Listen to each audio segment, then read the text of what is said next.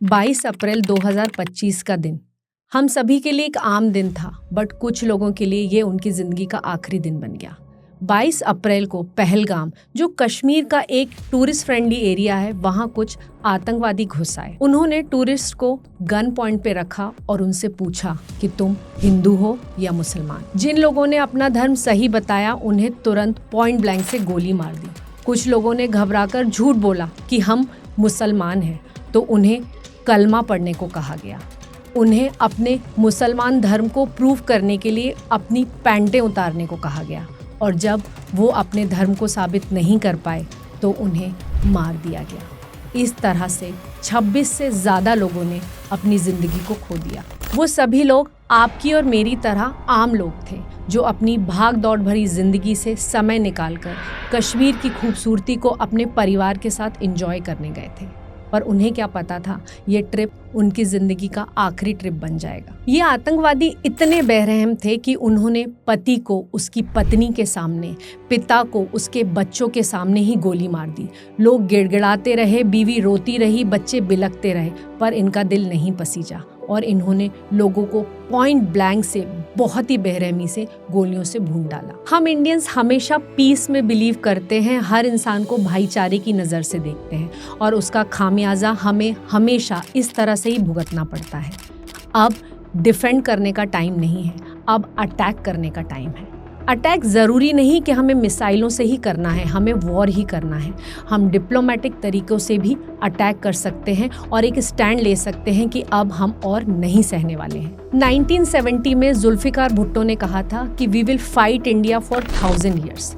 आज 2025 चल रहा है और हमें ये बात अभी तक समझ नहीं आ रही। इतने क्लियर डिक्लेरेशन के बाद भी आज भी लोग इस बात को समझते नहीं हैं और प्रूफ मांगते हैं कि प्रूफ कहाँ है कि ये सब जो हो रहा है, जितनी भी टेररिस्ट एक्टिविटीज हो रही हैं इंडिया में, वो सब पाकिस्तान कर रहा है। एक ऐसा देश जहां आज तक कोई भी प्राइम मिनिस्टर पूरे 5 साल नहीं टिक पाया, जहां लोग खुद ही संविधान की धज्जियां उड़ाते हैं और सिर्फ वही होता है जो मिलिट्री चाहती है, ऐसे देश से हम और क्या एक्सपेक्ट कर सकते हैं। इस दुखद इंसिडेंट से जिन लोगों ने अपनी जान गंवाई, वो तो गंवाई ही, जो लोग जिंदा रह गए, उनके परिवार वाले और कश्मीरी, जिनका पूरा का पूरा जीवन टूरिस्ट व्यवसाय पर ही टिका हुआ है, उनको कितना बड़ा नुकसान हुआ है। कितने सारे लोगों ने इस पीक सीजन में वहां जाने की बुकिंग की थी और अब उन्होंने वो कैंसिल कर दी।